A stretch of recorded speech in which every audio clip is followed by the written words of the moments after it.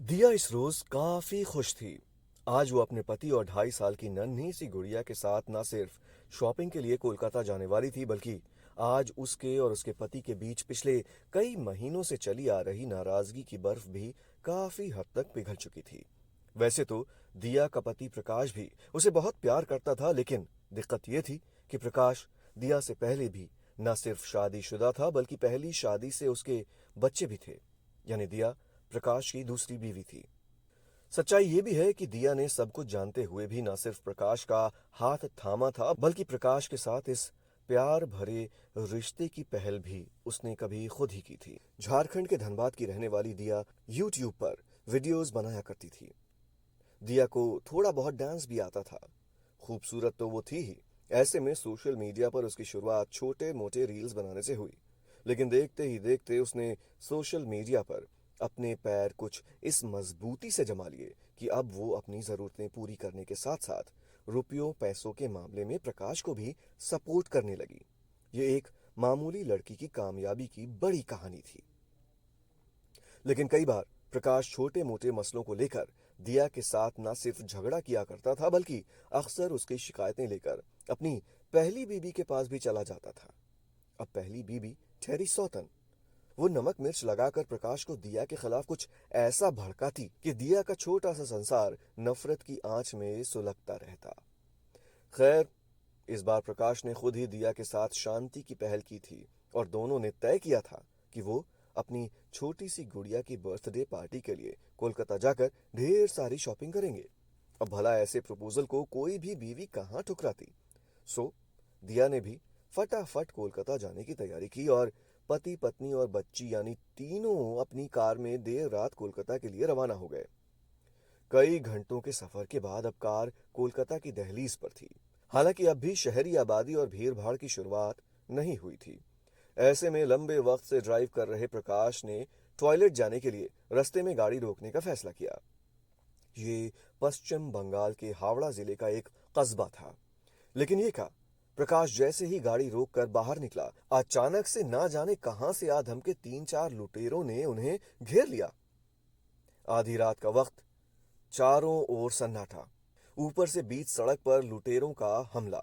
सच पूछिए तो प्रकाश की तो जान ही निकल गई। लेकिन तभी दिया ने जो रूप धरा, उसके बारे में प्रकाश कभी सोच भी नहीं सकता था। दिया बिल्कुल किसी शेरनी की तरह लुटेरों पर झपट पड़ी और साफ साफ कह दिया, मेरे होते हुए तुम सब मेरे प्रकाश का बाल भी बांका नहीं कर सकते। तुम्हें प्रकाश को कोई भी नुकसान पहुंचाने से पहले या लूटपाट करने से पहले मेरी लाश से गुजरना होगा। मगर होनी को शायद कुछ और ही मंजूर था। दिया की ये बात मानो लुटेरों को जच गई और उन्होंने आव देखा न ताव सीधे बिल्कुल करीब से दिया के सिर में गोली मार दी। गोली सिर के आर पार निकल गई और दिया वहीं कार के बाहर ढेर हो गई। अब तक शायद लुटेरे भी घबरा चुके थे, लिहाजा उन्होंने लूट का इरादा बदला और दिया की जान लेकर वहां से फरार हो गए। लाचार बेबस प्रकाश कुछ न कर सका। उसके आंखों के सामने उसकी पत्नी दिया की हत्या हो गई। कार में बच्ची रोती चीखती रही।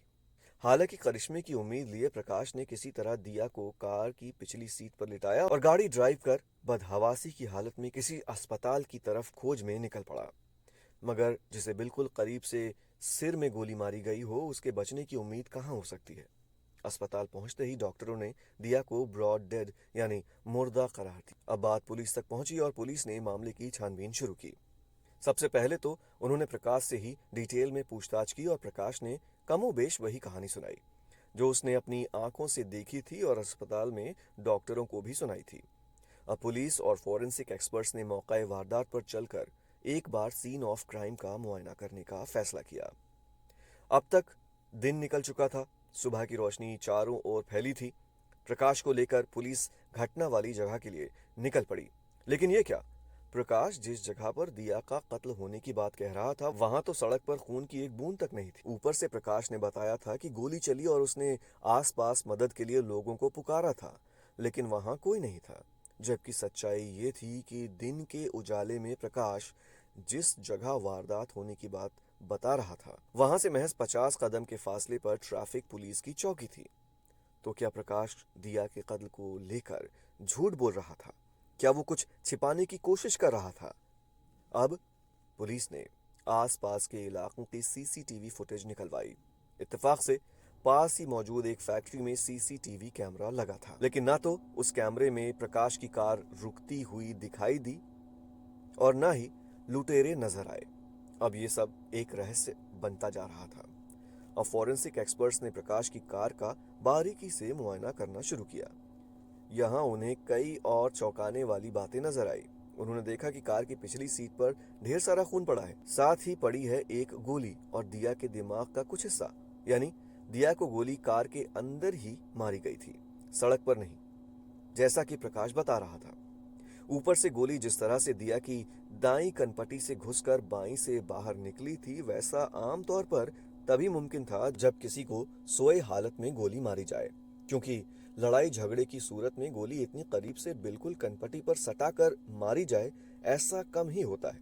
ऐसे में अब शक की सुई पूरी तरह दिया के पति प्रकाश के ऊपर ही टिकने लगी, क्योंकि वो लगातार झूठ बोल रहा था। मगर प्रकाश को गिरफ्तार करने से पहले पुलिस थोड़ी और तसल्ली करना चाहती थी।